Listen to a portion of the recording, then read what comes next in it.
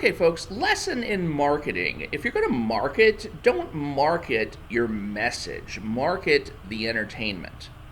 See, there has been about 3 different mismarketing campaigns that have gone on in the last month or so. One of them I only heard about, and it was about a woman who wrote a series about teenage vampires. And her protagonist is a female vampire who falls in love with another female vampire, or she's a human who falls in love with a female vampire. Don't watch the show, I don't know what it is. But wrote a series of books on this. It got turned into a Netflix series, but when Netflix was marketing this series, they kept focusing on the lesbian relationship aspect, and they didn't focus on all of the other elements that this author had poured into this series of books. Nothing about the history, nothing about the drama, the intrigue, the vampire clans, all of the other things that they could have made some sort of appeal to the audience with. All of these other elements that might have appealed to this or that audience percentage. They just left that on the wayside and focused exclusively on this teen lesbian drama. Now, I saw something recently on Twitter that seemed about the same way. There is a comic book based sci-fi type show called Paper Girls on Amazon TV. I've actually been thinking about watching this, but now I'm not so sure, because when they tried to sell this to me on Twitter, all it did was show a scene where there's a girl who's hiding in a bathroom, spying on a couple other girls, and those couple other girls kiss, and then this girl just kind of, hides in the bathroom and freaks out about it. Now, if I didn't know anything else about Paper Girls, and I know very little about the series at all, and I kind of don't even want to say anything, either for fear of spoilers or for fear of just getting it wrong, if I didn't know anything else about the Paper Girls series, well, I wouldn't even want to watch the show, because I'm not interested in watching teen lesbian drama, just as I wouldn't be interested in watching teen lesbian vampire drama. That's not something that appeals to me.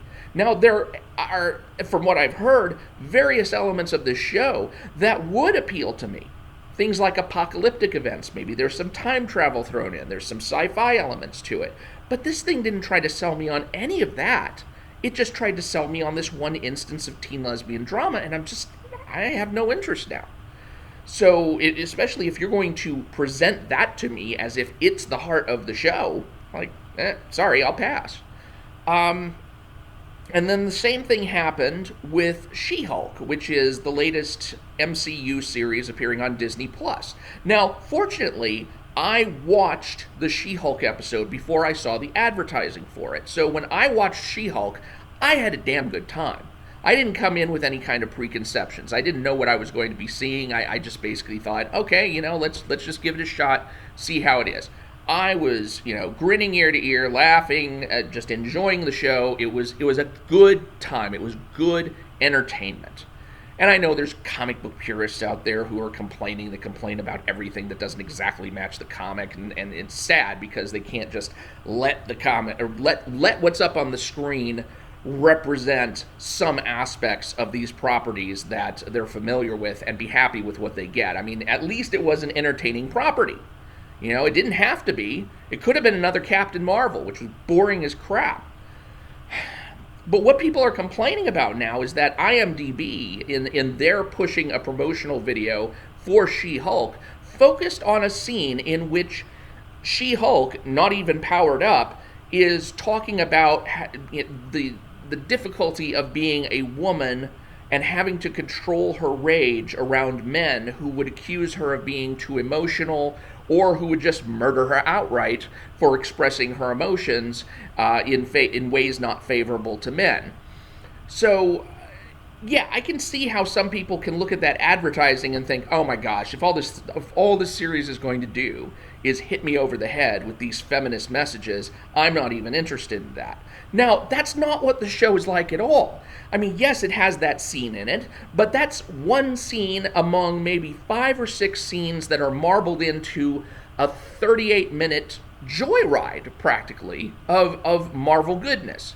And I don't mind when you give me something entertaining. So long as you give me something entertaining. go ahead and throw whatever messages you want in there. I can always reject or accept the messages however I see fit. You're welcome to present your case. Just entertain me. That's all I'm asking for. And I don't know anything about that vampire series that I talked about. I don't know anything about Paper Girls. These might be really good, entertaining series, just like She-Hulk is a really good, entertaining series.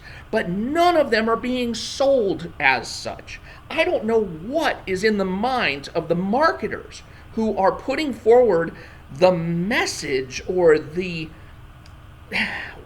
what is it, the meaninglessness in, well, no, it's not meaninglessness. I would say that they're trying to put forward some kind of message towards us, but I don't know what it is, you know? If they think it's like teen lesbian goodness in the first two cases and, you know, feminism in the last case, well, fine, well and good, but you can't sell us on that. Especially since most of the people who would be interested in this stuff in the first place are going to be guys. I mean, it's comic book material. Guys are still really the main people who read comic books. So, you know, if you're going to sell to us, you got to sell the entertainment value. You've got to sell us on the wow and not on whatever kind of message you're going to be marbling into that wow factor that hopefully you are going to be grabbing our attention with.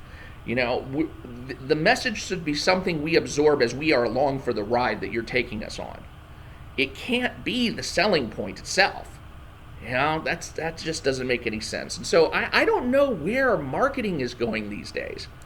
And this has been a long time pet peeve of mine for comics back when they used to like really focus on like artists and writers and thinking that just the name recognition would be enough. No, you have to sell the entertainment values of these things. You have to give people a why they should watch. And just throwing in these particular niche themes is not going to do it. What you need to do is show people why they're going to be entertained. And these ads just don't do that. So, yeah, that would be my main message to all of the marketers out there. Now, I guess you could say that they're at least generating enough controversy to get some name recognition out there because, you know, when people like me complain, I mean, it definitely puts the names of the products out there. But that doesn't necessarily mean they're putting it out there in a good way, although any attention in the marketing world is good attention. So who knows? Maybe it's working in a way that I don't understand, but I would rather see it.